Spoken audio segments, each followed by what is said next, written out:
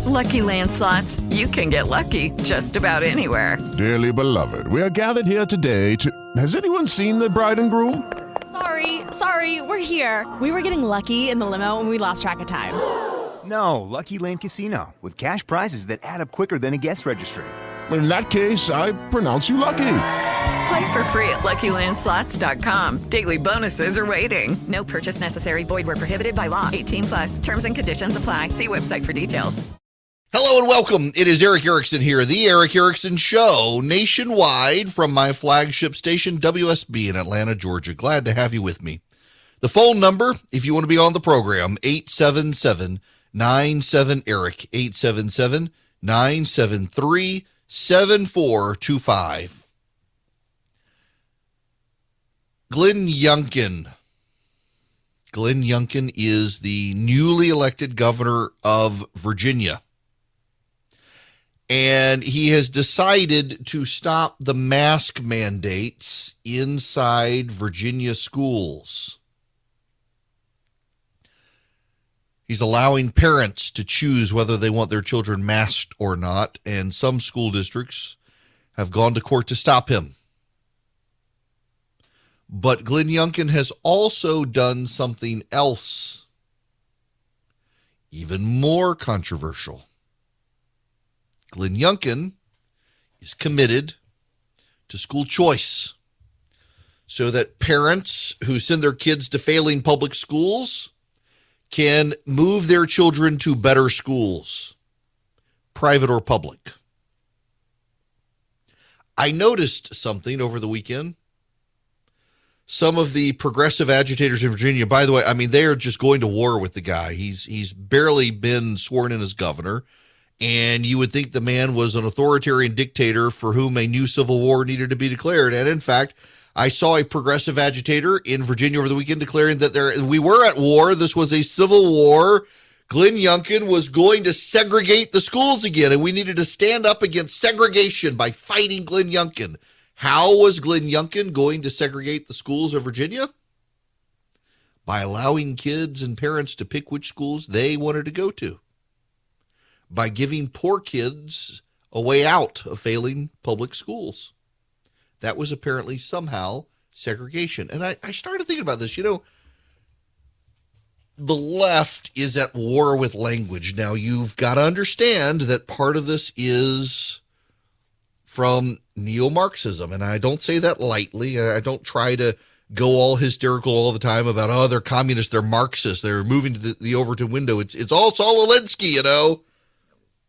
You know, most of the people I know who read Saul Alinsky's book are conservatives, not progressives.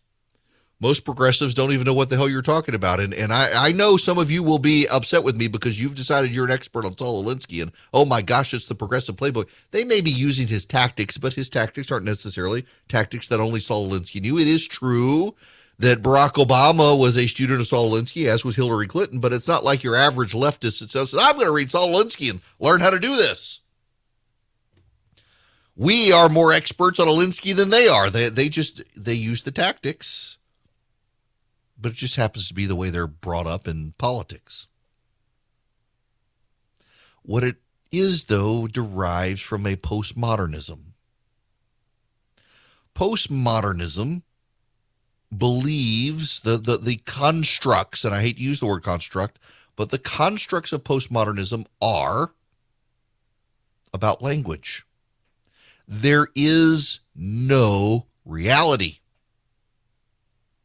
And there is no truth. And one of the ways they convince you of this is the exceptions to the rule and making you feel sorry for the exception.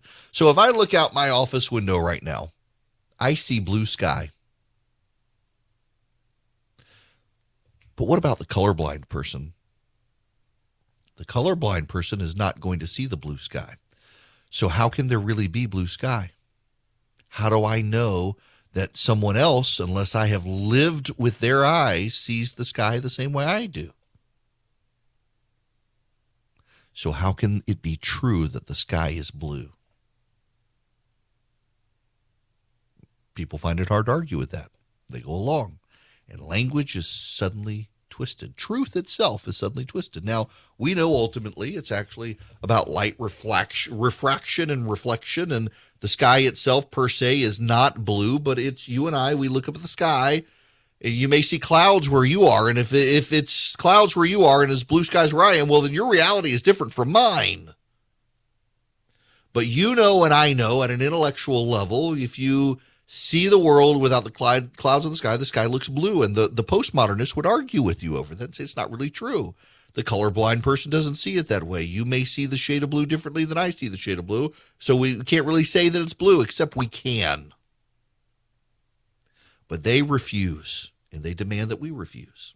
And suddenly, slowly, they twist the language.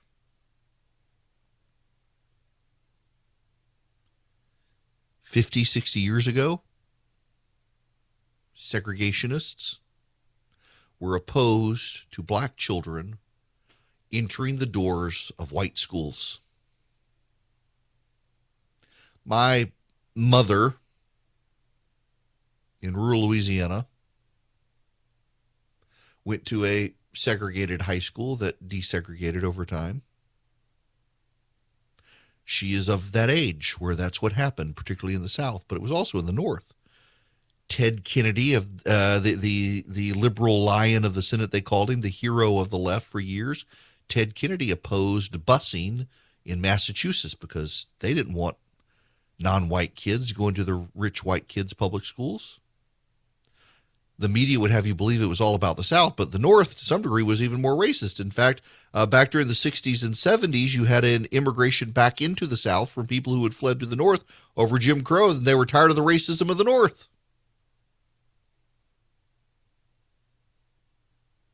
But 50, 60 years ago, the segregationist was the person who wouldn't let a black kid into a white kid's school. Now, think about this. They're screaming that Glenn Youngkin is a segregationist in Virginia. And what is the segregation Glenn Youngkin is trying to force on Virginia? Allowing parents to choose where their kids go. That apparently is segregation. Racism now. They are changing that as well. You are considered a racist if you're colorblind. If you live up to what Martin Luther King Jr. wanted, to judge someone by the content of their character, not the color of their skin, you now are a racist. They keep changing the definition. It's bizarre, and yet it's happening. The Anti-Defamation League is in on the act now. This is what the Anti-Defamation League was up until a couple of weeks ago. Racism is the belief that a particular race is superior or inferior to another, that a person's social and moral traits are predetermined by his or her inborn biological characteristics. Racial separatism is the belief most of the time based on racism that different races should remain segregated and apart from one another. That is the classic definition of racism. The belief that a particular race is superior or inferior to another, and that a person's social and moral traits are predetermined by those biological characteristics.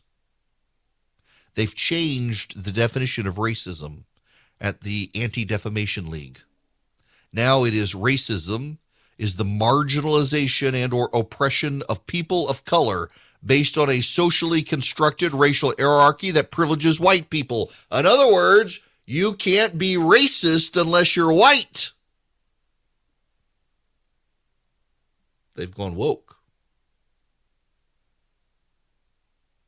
The marginalization and or oppression of people of color based on a socially constructed racial hierarchy that privileges white people.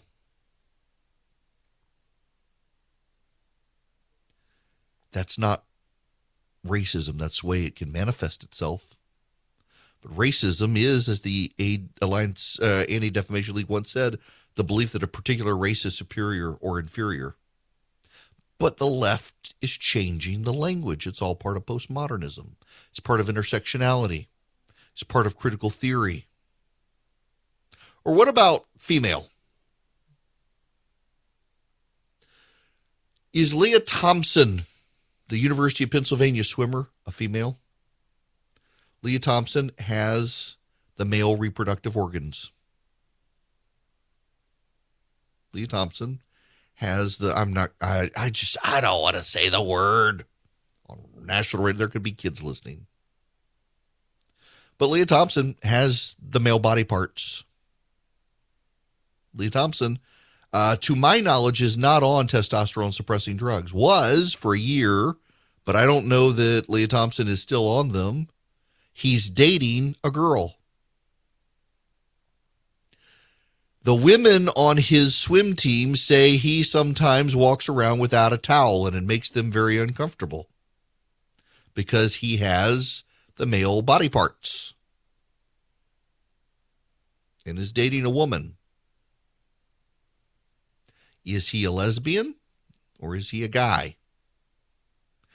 He has years of muscle and bone development with the benefit of male levels of testosterone before taking a year of testosterone suppressing drugs. Does that now make him female?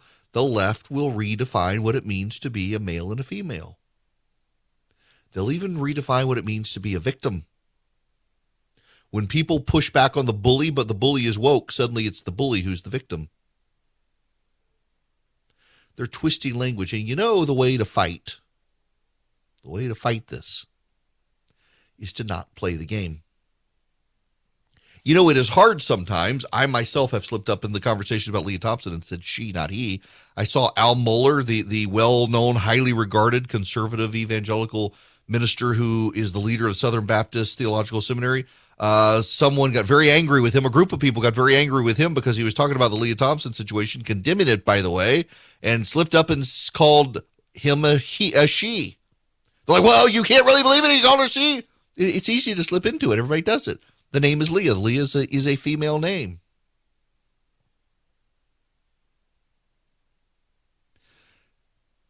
The best way to win is to not play the game. But I do want you to pay attention to something that's going on here, though, and this is really, really important. We are headed back to being a segregated, racist society.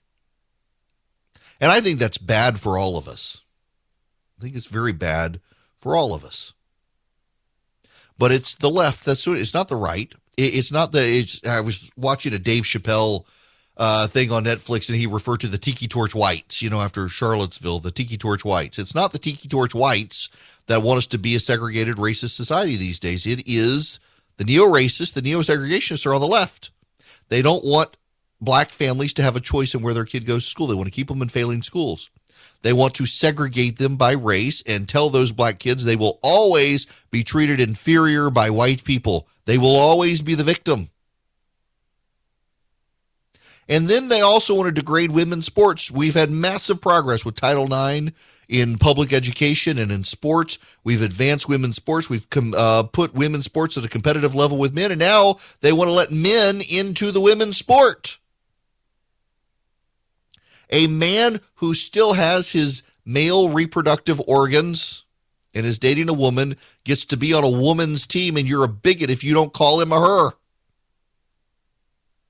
This is postmodernism. It is where insanity redefines itself as sane, and the sane people are treated as if they're insane. And the only way to deal with it is to not play with it. It's to hold your ground. It's to dig your heels in and say, no, I refuse to go along with Crazy Town. Social media may censor you. Social media may punish you. But you don't need social media to be the arbiter of truth, because the people who run social media are part of Crazy Town. If you want to opt out of Crazy Town, you don't play crazy games. Don't do it. Don't embrace it. Don't claim that segregation is somehow allowing black parents to get their children out of failing schools. Don't claim that racism is refusing to see race and instead judging people by the content of their character. And don't allow them to define a woman as someone who was a man and decided otherwise. Don't play Crazy Town's games. This hour of the program brought to you by First Liberty Building and Loan in Noonan, Georgia. But you hear Noonan, Georgia, and think, man, they can't help me. Actually, they can help you nationwide. Anywhere in the United States FirstLibertyGA.com is their website. If your small business wants to be a big business and banks are just giving you the runaround like they are right now, reach out to my friends, the Frost family, First Liberty Building and Loan in Noonan. They can help you anywhere in the nation if your small business wants to grow. But we're talking big deals, $500,000 and up. So don't waste them on the small ball stuff. But the big stuff, they can help you, and they make their own lending decisions. FirstLibertyGA.com is the website. All right. I gotta go to this most bizarre story that I could not get to earlier. Oil and gas. Listen to this. A federal judge on Thursday canceled oil and gas leases of more than 80 million acres in the Gulf of Mexico, ruling the Biden administration did not sufficiently take climate change into account when it auctioned off the leases.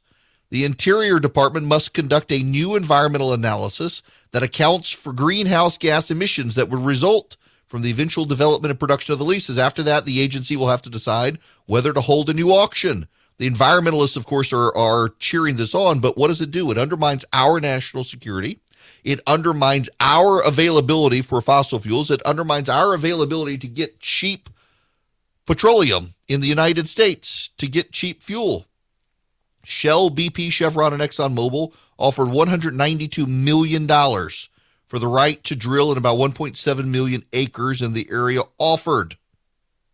The leases hadn't been issued. Rudolph Contreras said the Interior Department acted arbitrarily and capriciously in excluding foreign consumption from their greenhouse gas emissions, and that it was required to do so under the National Environmental Policy Act from 1970 that says the government must consider ecological damage.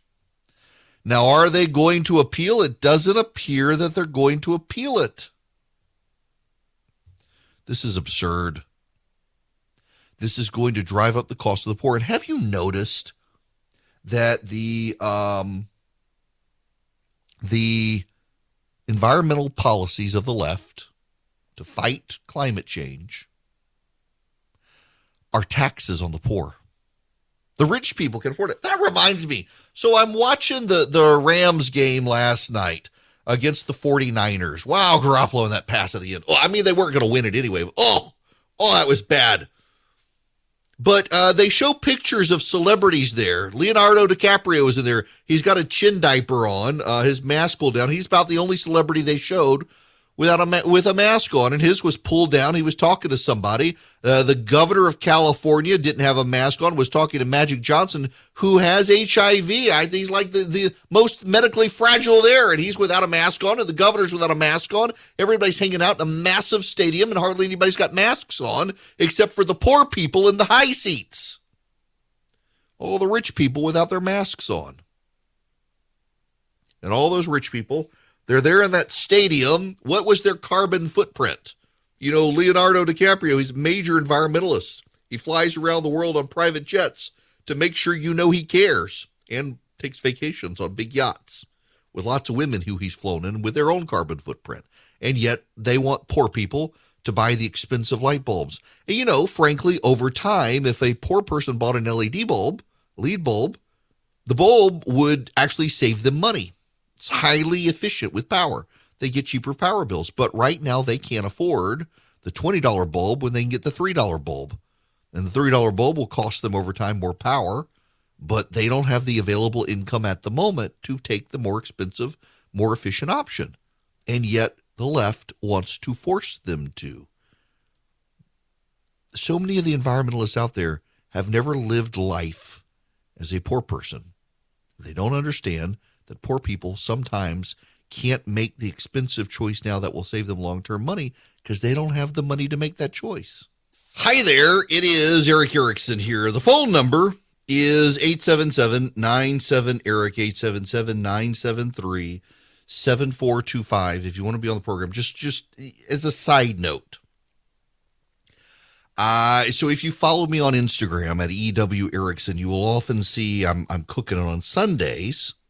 Mentioned this several times, that I invite friends over and cook up stuff, and I made bacon wrapped shrimp last night. But before that, I made pizza for the family. I have what's called a rock box. Now, there's a thing called an uni, and it's the American competitor. It came out after Rockbox. Rockbox, I actually like it way better than the uni for a variety of reasons. The Rockbox is actually from Great Britain, and it is a small tabletop portable pizza oven. You can do a Neapolitan pizza in the Rockbox. It meets the specifications of, Neapolitano, whatever, pizzeria, whatever. It's the guidelines. You can do a wood-fired pizza. The thing gets up to about $9.50. You can do one. I can crank out a pizza in a minute and a half max in this thing. Even on low heat, it's fantastic. And so they have I can't afford it right now, but they've got a bigger version called the Dome that's come out, and you can put 2 pizzas in at a time instead of 1. And you can do pita breads. I really want one of these things, but I had to break out the rock box last night because it's been a while. And my gosh, I'm going to have to do a pizza recipe and the brisket recipe. If y'all want to get on the recipe list, it's free. I finally moved it over to Substack, and I got them every week. Omaha Steaks decided to sponsor it. And I got a street chicken taco. It's one of the meals that I make on the front porch all the time now is these chicken tacos. They're really good. If you text the word recipe to 33777, you can get the link and subscribe. You can subscribe for free. You can subscribe for pay as well. All the money goes to one day buy me my pizza dome and all the groceries to come up with a meal prep. But nonetheless, you can subscribe for free. There's no charge to get the recipes. Text recipe to 33777. Now, I want to talk about some polling that's come out. Now, Monmouth University polling is not necessarily the best polling company out there, but they've got a very interesting poll, and I find it interesting. Steve Kornacki from MSNBC is circulating it. Monmouth University has asked this question. What is your opinion on the following statement? It's time we accept that COVID is here to stay, and we just need to get on with our lives. What is the poll result? 70% agree, 28% disagree. Only 2% have no opinion or don't know. Among Republicans, it's 89 agree, 9 disagree. Among independents, it's 71% agree, 26% disagree. Among Democrats, it's 47% agree, 51% disagree. So among Republicans and independents, overwhelmingly, it's time to move on. 70%. It's the Democrats who are the hang-up, and they're basically statistically tied. 51 say no, it's not time to move on. 47% say yes, it is. A minority of Democrats say we need to not move on, and this is causing problems at the national and the state level. And when you think about it, I was somewhat shocked last night watching the Rams game against the 49ers where so many people were in the stands without masks on. It was in Los Angeles. Thought they had to wear masks. Nobody was wearing masks. Even the governor of the state hanging out with Magic Johnson, not wearing a mask. But overwhelmingly in blue states and in Democrat states, life has not gone back to normal. I saw a CNN article earlier. This CDC map shows when life can go back to normal, and it shows every single county in America is bright red except for 2, one in South Texas and another one, and they're based on lagging reporting. But that red map, every county red, means that the CDC says they're all in high COVID zones. And until the map color changes, we can't go back to normal. And they were documenting in different places around the country how there are mask mandates in certain parts of North Carolina. There are mask mandates in statewide in some areas. There are other requirements. And I'm thinking, not where I am. And that's how the Democrats can 51% of them disagree with the statement. It's time we accept that COVID is here to stay and we just need to get on with our lives, because they live in states where institutionally, philosophically, the loudest controlling voices say, no, we can't let go. We can't move on. We must stay where we are. Dr. Fauci does not want his 15 minutes of fame to slip. I think Dr. Fauci should do a 4-hour interview with Joe Rogan. Dr. Fauci doesn't want his clout to go away. He doesn't want us to return to normal. If we return to normal, Dr. Fauci wouldn't get the speaking gigs.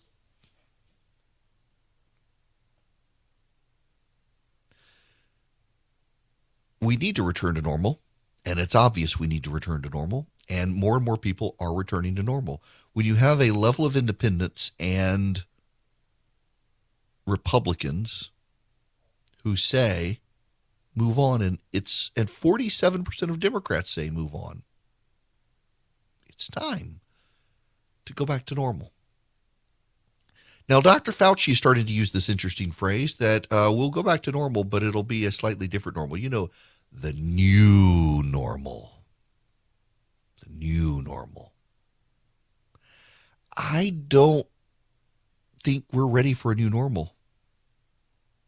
I think we're all ready to go back to life the way it was before COVID. I know I am. Now, I've got to be a little more cautious, but I got to be a little more cautious about things generally. The polling suggests, and by the way, Monmouth University polling is not the most accurate pollster in the nation. So I find it interesting when Steve Kornacki at MSNBC begins circulating this, and you can begin to see the conversations changing in the media. So here's what I find very interesting, and this goes back to the Joe Rogan stuff to a degree, with the left really upset about Joe Rogan and his listeners and whether they're being misled. Overwhelmingly, my friends on the right just kind of march to their own drummer. Very individual. Some listened to the prevailing authorities. Some chose to listen to the conspiracy theorists. Some of the conspiracies turned out to be right. A lot of them did not. But they kind of picked their own sources and did their own thing, and they listened to the voices they trusted. Overwhelmingly, the left listened to the government. Except during the Trump administration, you will recall they were upset. They felt like Trump wasn't listening to the government. And then on the vaccine, they themselves on the left were the ones casting doubt on the vaccine and the efficacy of the vaccine because it was Donald Trump. But the expert says you get the vaccine and you won't get sick anymore. And then you got the vaccine and you did start getting sick. And yet they still want to listen to the experts. On the right, individually and corporately, they were listening to various authorities, various people, not all of them in sync. And on the left, they tended to just listen to what does Dr. Fauci say? What does Dr. Fauci say?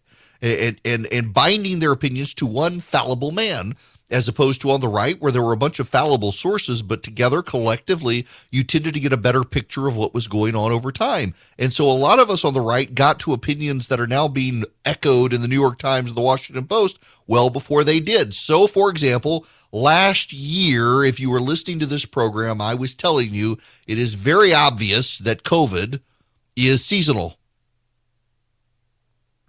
That in the summer, it's peaking in the South because in the summer, people are, in the summer. Yeah, it's peaking in the South because people are inside in the air conditioner. And as the fall gets here and the cool weather goes down, you would see it recede. But in the North, as the fall got there, the weather got cool and people went inside, you would see in the North, COVID peaks in the winter. And if it got cold in the South, it would peak again in the South because people would be inside in the heater. Sure enough, that's what happened. We were talking about this last summer. I mean, it was beginning to be obvious around the fall of 2020, but fully into 2021, it was obvious that it has a seasonal pattern. Just like every other virus out there, it has a seasonal pattern. And, you know, Ron DeSantis uttered this, that it was seasonal, and the reason it was spiking in Florida was because it was very hot outside, and people were inside, and it would peak in the wintertime in New York when it was cold outside and people were inside. And the Washington Post condemned him. So that wasn't backed by science. It was false. How dare he? Today, the Washington Post has a story that COVID appears to be taking on the pattern of seasonality in the viral spread. When Tom Cotton said it probably leaked from a lab, they condemned him and called him a racist. Now it looks like leaked from a lab, and everybody knows it. Masking during the height of the pandemic when we had the alpha and the beta and the delta variants. looked like it was an efficient way to get a little bit of reduction, enough to help mitigate the spread in hospitals. But as time went on, masks looked less and less effective as the virus mutated, and now we're at a point where masks are completely ineffective unless you're wearing an N95 mask, and even then most people don't know how to use it well, and as a result, the virus spreads even with an N95 mask, so why wear masks? And finally, guess what? The New York Times, the Washington Post, NPR, they're all starting to run stories saying maybe we don't need kids in the masks. Maybe the masks aren't as effective. Remember, the airline CEOs went and testified before Congress, United and Southwest, Delta wasn't there, but they said we don't really need masks on planes because the airflow on planes is so good.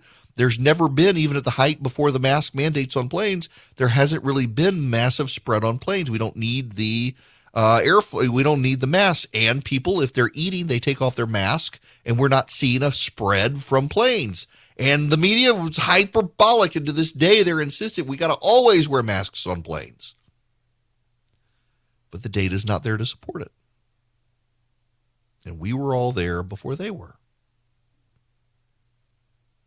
Some of you and I still argue about masks in the early days. I still think it was worth it based on the data at the time and so much we didn't know. But at this point, all of us are on the same page. Masks aren't an effective way to stop the spread of the fine particulate matter of an airborne Omicron variant of COVID.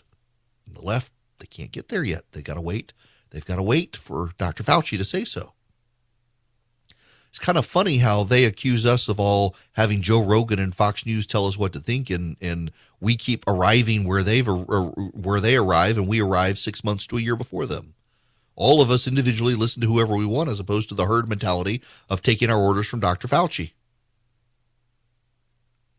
But there's something new happening out there now. The New York Times is running stories, and the Washington Post, and NPR News, and even the MSNBC hosts are starting to say, yeah, we maybe time to go back to normal. Now, the reason they are doing it is because they're afraid Joe Biden and the Democrats are going to lose. It's all political. The moment they were to win, they'd make us all go back into masks and socially distance and shut down schools again. But for now, we should at least note that the conversations are beginning to change among the opinion leaders of the left. And where are they getting? This is the thing that fascinates me the most, is they are now arriving at the conclusions we all arrived at a year ago. It's taken them a year to get where we've already been. And it will take blue states another year to fully reopen in the way red states are. And so the economic data from these Democratic states is still going to fall behind the economic data of conservative states. I live in Georgia. Georgia was the first state to reopen. Georgia beat Florida in reopening. And you know what? Georgia now has record low unemployment.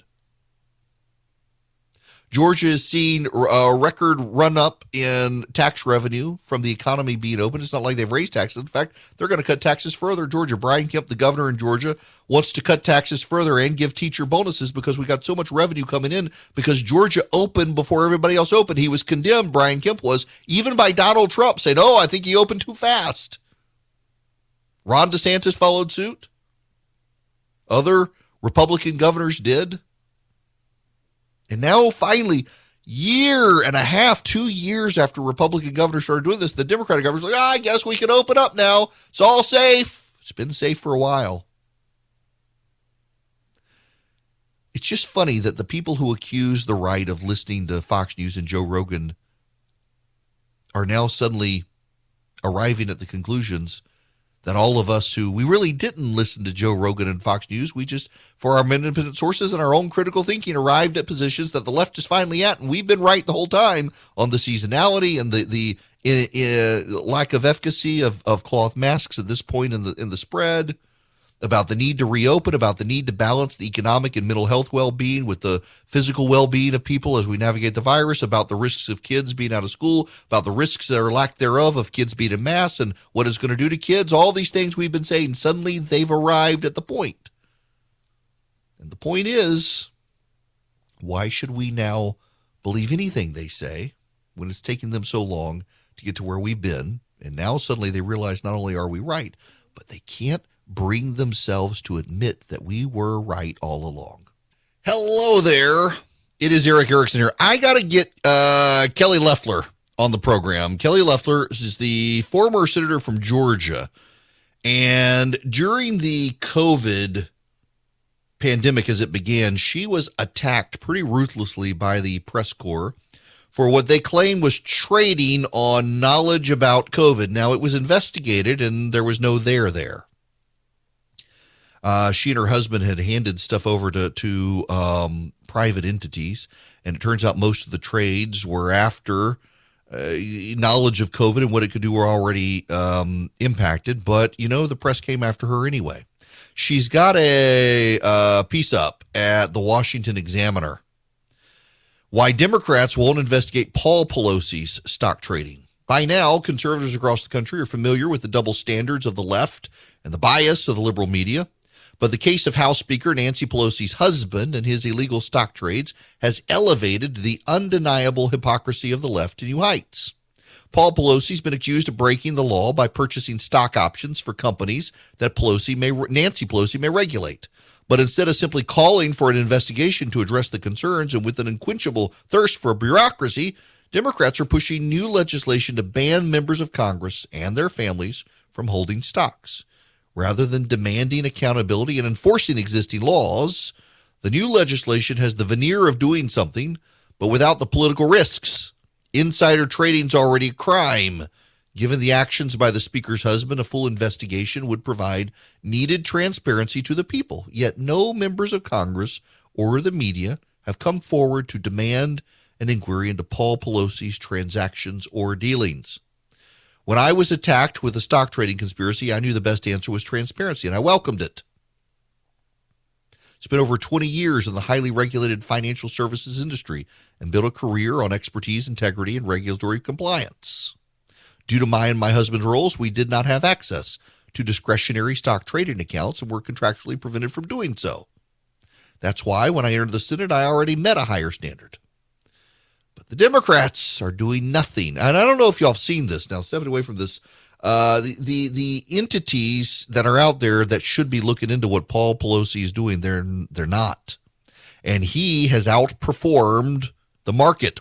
He's outperformed most professionals on Wall Street when it comes to picking stocks. And it's not just him. Multiple other members of Congress involved in committees that regulate entities have outperformed not just the Wall Street professionals, but the market as a whole. That in and of itself should raise a question. That in and of itself should call for an investigation. And yet what they would rather do in Washington is pass a new law to prohibit stock ownership, which, by the way, they should do that, but they shouldn't do that and ignore the investigation into how is it that Nancy Pelosi's husband outperformed the professional Wall Street stockbrokers and mutual fund and hedge fund picks and also the market itself. How exactly? It's 2022, and guess what? Nothing still makes sense. The whole world seems to be going crazy right now, and banks have gotten really skittish at helping small businesses. They're perfectly happy to help the giant businesses, but what about you? You're a small business, you got to buy a building or build a building, or you need a big loan for a fleet of vehicles to grow your business, and the banks are giving you a hard time. Check out my friends at First Liberty Building and Loan.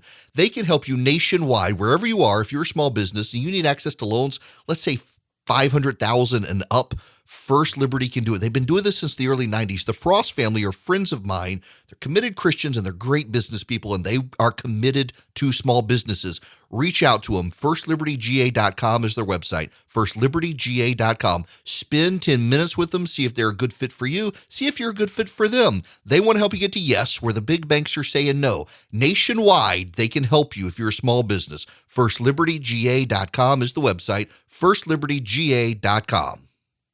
With the Lucky Land Slots, you can get lucky just about anywhere. This is your captain speaking. We've got clear runway and the weather's fine, but we're just going to circle up here a while and get lucky. No, nothing like that. It's just these cash prizes add up quick. So I suggest you sit back, keep your tray table upright, and start getting lucky. Play for free at LuckyLandSlots.com. Are you feeling lucky? No purchase necessary. Void where prohibited by law. 18+ terms and conditions apply. See website for details.